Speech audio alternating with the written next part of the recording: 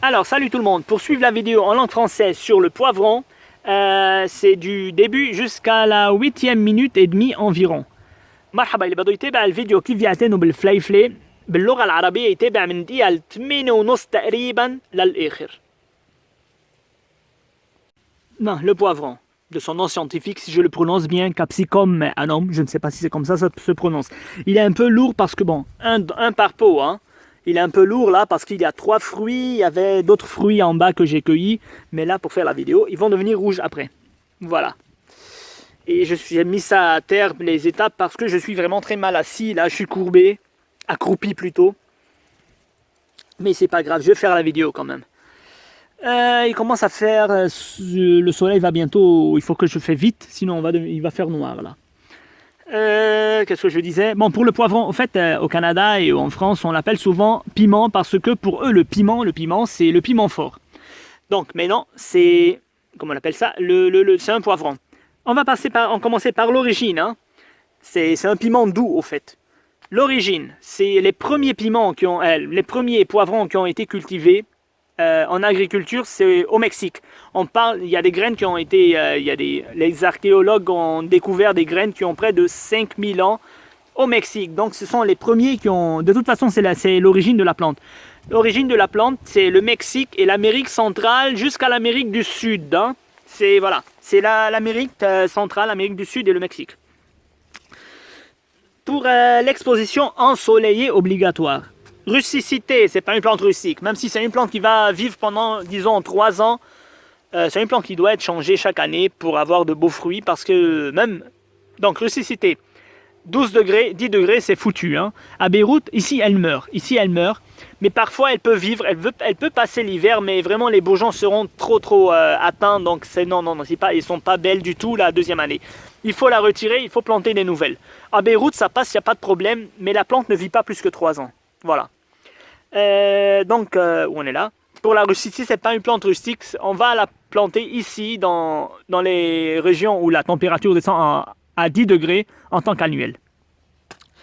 Pour la floraison, c'est l'été. Hein, c'est l'été. On a une floraison qui va départ. Je sais pas si il y a des petits départs, mais bon. Pour la floraison, c'est l'été. Et l'automne, on est le 23 octobre 2021. Mais maintenant, regardez un peu, c'est fini. Hein. Tout va commencer à faner là. On a des feuilles jaunes partout. Hein. C'est l'automne. Donc, elle ne va pas trop résister. Après, quand je vais couper les fruits, c'est terminé. Je vais le geler, je vais le retirer et planter d'autres le printemps prochain. La plantation, c'est le printemps. Hein. Donc, on parle de l'été et de l'automne. Pour la fructification, la floraison, la fructification, c'est l'été et l'automne. On passe, ou c'est quoi ça? Ça c'est, comment on appelle ça? C'est, la tourterelle, c'est une plume de tourterelle. Au fait, c'est les parents de la tourterelle que j'ai trouvée dans mon jardin qui était tombée du nid. Voilà. L'arrosage. L'arrosage. Une fois en été, une fois chaque 3 jours, voire 4 jours, ça dépend. En pot hein, ou en pleine terre, c'est la même chose. C'est pas une plante que si vous la laissez, disons, une semaine, voire 10 jours sans eau, c'est fini, elle sera morte. Donc voilà, faut pas la laisser plus que 3 voire 4 jours sans eau. Surtout si elle est en plein soleil. Parce que l'eau du pot, bon, en pot ça sera un peu différent, mais en pleine terre, chaque 3 voire 4 jours. En pot, il faut toujours s'assurer que le sol commence à sécher à moitié avant d'arroser, ça c'est le mieux, Mais en plein soleil, je pense que 3-4 jours, déjà le pot il va commencer à sécher et il faut l'arroser. Bon, voilà. Moi, mon système il est réglé chaque 3 voire 4 jours. Même si j'ai eu des périodes de sécheresse à cause de la crise politique, je ne vais pas parler de ça, j'ai parlé de ça de 10 000 fois dans mes vidéos. Ils m'ont tué beaucoup de plantes, hein. Comme le physalis qui est là, bon, lui il a échappé. Il a failli mourir, mais il a échappé après. Celui-là, il n'a pas résisté à la sécheresse, il est mort. Bon, bref, on passe. Pour l'arrosage, comme j'ai dit. En hiver, on ne va pas arroser, c'est normal. La plante, elle sera déjà morte. Parce qu'on est dans une région froide. Pour le sol, on peut la planter dans n'importe quel sol, même en pleine terre, dans un sol calcaire. Au Liban, ça c'est du sol calcaire. Hein. C'est pas de l'acide. Mais elle va supporter une acidité du sol parce que c'est une plante qui va s'adapter à n'importe quel sol, calcaire, acide. Mais le mieux, c'est de faire alors un mélange comme moi, ce que j'ai fait. J'ai acheté, c'est une solanacée, donc elle va supporter, il lui faut un peu comment on appelle ça, de sable dans son sol. Moi, je fais un mélange. J'achète du sol, de la terre chez le vendeur. Ce qu'on trouve au Liban, c'est un mélange. Terre rouge, mélangée avec du sable, mélangée avec du fumier et de terre de jardin. Moi, je mets un peu de terreau pour alléger le sol, pour donner un peu d'acidité. Avant de planter, ça je vais parler maintenant l'étape de l'engrais après. Donc pour le sol, ça va pousser n'importe quel sol, il faut faire juste un petit mélange et il n'y a pas de problème. Mais il lui faut du sable, hein. Il faut que ça soit drainant. Parce que les solanacées aiment avoir les pieds dans un sol vraiment drainant. On est arrivé. Le rempotage, pas de rempotage, c'est une annuelle. On la plante en tant qu'annuelle. Pas de rempotage. Multiplication, semis, ça c'est terminé au printemps. Semis et rien d'autre au printemps. La taille, pas de taille, c'est une annuelle. Sauf si elle a passé l'hiver, on va tout couper, tout ce qui est sec et rabattre la plante à moitié pour nous donner de nouvelles tiges. Mais ça, au Liban, c'est rare de les avoir comme ça en annuel. De les avoir en vivace, on les plante en annuel. Pour les maladies, comme tous les solanacées, hein, elle peut avoir des acariens. Les acariens, c'est des araignées rouges. Il faut tout simplement, ils vont détester l'humidité. Il faut pulvériser avec du savon noir ou n'importe quel savon, un mélange avec de l'eau. On va pulvériser 2 ou 3 fois par jour, environ une semaine. Les acariens détestent l'humidité, ils vont fuir. Ils vont quitter ça s'ils ne sont pas morts à cause du savon. On a les aleraudes. Les aleraudes, c'est des petits papillons blancs. On va tout simplement, avec un scotch, les capturer pour ne pas les laisser se développer. Sinon, alors ça sera difficile de s'en débarrasser. On peut avoir aussi les cochenilles-farineuses. Les cochenilles-farineuses, on va juste les retirer, les écraser et c'est terminé. Si vous avez de l'alcool, il faut tout simplement pulvériser de l'alcool. C'est terminé. C'est pas quelque chose de sorcier. Maintenant, on passe à l'étape de l'engrais. Avant de planter des poivrons, comme tous les solanacées, il faut enrichir. Donc, on va mettre du fumier. Il faut d'abord meubler. C'est en plein terme, en pot, mais en pot, et ça sera différent. Moi, qu'est-ce que j'utilise? Pour donner de la potasse, un tout petit peu de cendre de bois, un peu de cendre de bois avec deux peaux de banane que je hache. Je mélange ça. Et je mets aussi un peu de fumier, un tout petit peu comme ça de fumier pour donner de l'azote. Je fais un bon mélange et avec du terreau que j'achète de Ta'nayel, des fermes de Ta'nayel, c'est Arc-en-Ciel qui les fabrique. C'est du compost au fait. On fait ça à Ta'nayel que j'achète. C'est du bon compost. Hein. On met une poignée, on fait un bon mélange et on plante pour enrichir la plante au printemps quand on va la planter. Voilà. Et le mélange, ça se fait au printemps. Hein. Bon, je pense que c'était tout sur la plante. J'ai plus rien à dire. Hein. Voilà, j'ai plus rien à dire. Et à bientôt pour une nouvelle vidéo avec une nouvelle plante. Ok, capsicum anom هيدا اسمها للفليفلي بالسيانس سيانتيفيك هيك بيسموها ما بعرف اذا قلتها مزبوط كابسيكوم هيا هلا وحده بس بقلب البو هلا كانت حامله ورا كمان قصيتهم هلا بدها تصير احمر بعدين هلا معتمه شوي لانه عم بتعتم نحن بالخريف عنا الورق الأصفر كله بلش نحن 23 أكتوبر 2021 بدي أعمل الفيديو على السريع لأنه بدها تعتم وأنا لازم أعمل الفيديو اليوم هي بلشت تصفر أصلا كلها هي هون الفليفلة هلا هول الورقة هلا أنا قاعد مزبوط هلا بقلب فحاطط الورقة على الأرض هول إتابات منشان ما أحكي عن شيء الاوريجين الاصل تاعو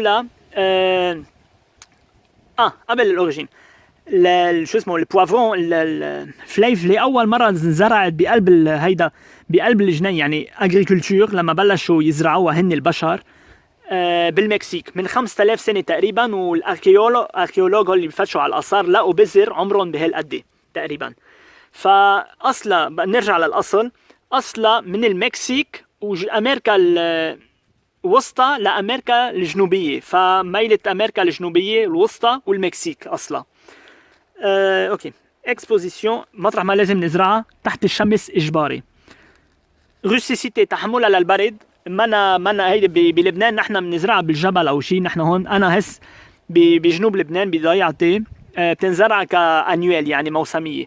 بس ببيروت بتعيش فيفاس يعني بتعطي تاني سنه ثالث سنه، لانه بتعيش بس 3 سنين البوافرون تقريبا مثل الحر نفس الشيء. روسيسيتي 10 درجات بتموت، 10 12 بتبلش تموت. هلا ممكن يزمط هون اوقات بتزمط تجي بتقصها لترجع تفرغ بتكون كتير مضروبه ما لا هون انا بفضل بالجبل بالضيع شيلوها وزرعوا جديد كل سنه. ما بتتحمل برد ابدا، 10 درجات النبته ماتت. فلوريزون الورده تاعولتها، الورده بتاعتي ورده وفواكه مع بعض يعني دغري بيكبروا. بالصيفيه طبعا لانه بنزرعها بذر بالربيع. بالصيفيه للخريف بنقص هلا اخر شغله اخر فواكه لانه ما عادش حيعطوا، لانه بدنا نبلش يهروا ورقها. اغوزاج السقايه انا حطيتها لانه تحت الشمس. كل 3 ايام انا حاطط السيستم تاعولي كل 3 ايام تسقي. بس اذا كانت ببو اذا بأرض فيكم مره بالجمعه ما في مشكله، بس بالبو رح يتبخر المي تحت الشمس اسرع. بس الافضل انه تنطروا انه البو ينشف على النص قبل ما تسقوا. هي بالصيفيه بالشتويه ما حنسقيها لما تموت، ما بتتحمل برد بتموت. بس انضربت كتير على فكره، اكلت الصدمات كتير مثل هولي اللي ماتوا عندي.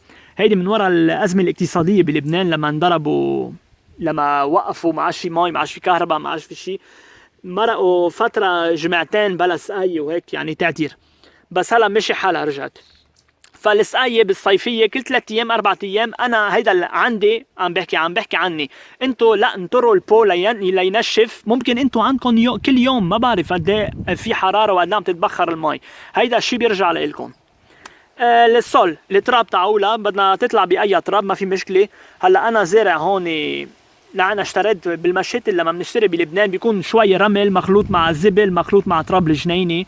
انا شو بجي بضيف عليها هيدي بدي احكي فيها بالغذاء بدي احكي فيها بعدين.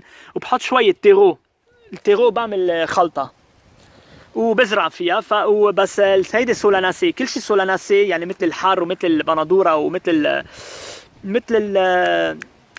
البطاطا هولي بدهم شوية رمل بأرضها لأنه ما بدها الأرض تكون كتير قاسية. الرمل بيخليها تصير ليجي أكتر يعني خفيفة وبتهرب المي أكتر. طيب رامبوتاج لما بننقلها لبو أكبر ما بدنا ننقلها لبو أكبر طبعا لأنه هيدي موسمية. آخر شي حتموت حتيبس وحتموت. بس أوكي بتجيبوها بو صغير بترجع بتنقلوها هيدي دغري. ما ببو بهيدا الحجم كل وحدة بهيدا الحجم تقريبا نتن ما مزبوط. ملتيبليكاسيون كيف بدنا نكتر منها؟ بذر مش اكثر من بذر بالربيع وبس. طيب تشحيل ما في تشحيل لانه هيدي حتيبس وتموت. هلا اذا زمطت بدنا نقصها على النص لترجع تفرخ. هي بالربيع اخر الشتويه اول الربيع بدنا نقص كل شيء يابس كل شيء رايع، بدنا نترك بس الفنود الخضر. بس بدكم لنصيحتي شيلوها وحطوا جديد احسن تعطيكم اكثر. ملادية انسكت ليكو الحشرات والامراض تجي من قطني عليها من مثل الحر نفس الامراض مثل السولاناسي. كل السولاناسي نفس الشيء تقريبا. بيجي من القطني بنجي من القطن المعصن ما بنتركها لتتكيتر على النبته. بنجي بنطص شوي سبيرتو وخلصت. اذا عندكم سبيرتو مش الزاميه. فيكم كمان بيجي كمان الالورود هي بابيون ابيض كتير صغير. باول ما تشوفوا الالورود عليها دغري جيبوا سكوتش ولقطوهم ما تخلوهم ابدا تتكتر على النبته لانه عندها مقاومه. حتى لو بدكم ترشوا مبيدات سامه ما حتتخلصوا منها بسهوله. فانا اول ما تشوفوا الالورود لقطوهم لتخلصوا النبته منها. وانا ضد المبيدات السامه. عندنا كمان الاكاريان ممكن يجي عليها. هي ارانيه روج بسموها بتعمل شلشخون على الورق. هيدي بيجي لما بيكون في جفاف كتير بالجو. هيدي النبته السوائيه فينا نطص عليها مي فما في ولا اي مشكله. بتجيبوا صابون بتخلطوه مع مي بتصوا حيا الله نوع صابون بتصوا كل 3 ايام كل مرتين او 3 بالنهار على مده جمعه تقريبا. الاكاريان بيكره الرطوبه فحيحلوا عنها للنبته. هيدي اذا ما ماتوا من تاثير الصابون. هيدا تقريبا هول الامراض الحشرات اللي اكثر شيء بيجي عليها. وما تسقوها كثير لانه ممكن تهروا لها شروشه وتموت. الانغري الغذاء هلا كيف بنغذي الارض؟ طبعا بدنا نجهزهم بالربيع قبل ما نزرع. هول الاشياء بتعملوهم بالربيع قبل ما نزرع. بالارض او بالارض تعملوه، بس بدكم تحفروا لتزرعوها، بدكم تعملوا هي الخلطه وتحطوها تحت وتزرعوا وبعدين بتطموا. بالبو نفس الشيء. انا ليك شو بعمل. كل شيء خضره بده بوتاس وازوت يعني وكالسيوم، هول بياخذون شوي. فيكم تحطوا شويه قشر بيض، بس ما في لزوم، بس لانه بياخذوا كالسيوم من المواد الباقيين اللي حقلكم عنها. انا شو بعمل لكل بو مثل هيدا؟ كمشة زبل انجأ شوي، وبجيب شوية رماد خشب. الزبل هو ازوت، ما تكتروا كتير زبل لانه الازوت بيعطي ورق ما بيعطي فواكه. البوتاس هو اللي بيعطي الفواكه، فالبوتاس بنلاقيها بقشر الموز وبنلاقيها بالرماد الخشب. انا شو بعمل؟ شوية زبل بحطهم، وبجي قشرتين موز او 3 بفرمهم، وبجيب كمشة رماد خشب وبخلطهم كلهم مع بعض، وبجيب مش تيرو كومبوست. نحن تعنية اللي بتعملهم دير تعنية الاركانسيال، الجمعية اللي بشتغل عنا، اللي بشتغل انا بشتغل باركانسيال NGO. نحن عنا مزارع بتعنية وبيعملوا كومبوست. الكومبوست تاعولهم نوعيه كتير منيحه، وانا بشتري منهم كل سنه وبحط يعني كمشه كومبوست مع هيدي الخليطه، وبزرع النبته بقلبها بالربيع لتنشطها. بسم الله عليكم، شايفين؟ هلا هول من هيدي اللي هيدي كانت اجت لتموت من قله المي، كرمال هيك ما نجحت. بس لو عن جد كان كل شيء تمام والمي تمام عليها حتلاقوها كانت كبرت. هيهم حاملين ولا احلى من هيك، حقلب انا. طيب هيدي بالنسبه للغذاء، كيف بدكم تغذوا الارض. ابدا ما تجيبوا يا جماعه، ما تقصوا مبيدات سامه على النباتات لعولكم، لانه بتسممكم الارض وبتسمم لكم، بتقتلكم كل شيء حشرات مفيده للجنين. واصلا خصوصا اذا عندكم اولاد مثلا، بيجي الولد بيكمش الورقه، بيكونوا انتم راشين ادويه بيحطها بيتموا. انتبهوا من هذا الموضوع. ثاني شيء، ما تحطوا مبيدات سماد كيماوي بقلب الارض. فيكم تحطوا الاشياء اللي عم بقول لكم اياها، بوتاس، هول كلهم بورق الموز، بقشر الموز، بالزبل، بالكومبوست، بالرماد الخشب. هيدا كله بيغذي الارض بشكل طبيعي بدون ما تستعملوا مبيدات. كلها مش مبيدات، تستعملوا انغري يعني سماد شيميك يعني كيماوي. لا، ما بيسوى، ما تحطوا، ما تستعملوا. طيب هذا كان كل شيء عن البوافرون، عن الفليفلي. ما عادش عندي شيء يقولوا. بنشوفكم بفيديو جديد مع نبتة جديدة.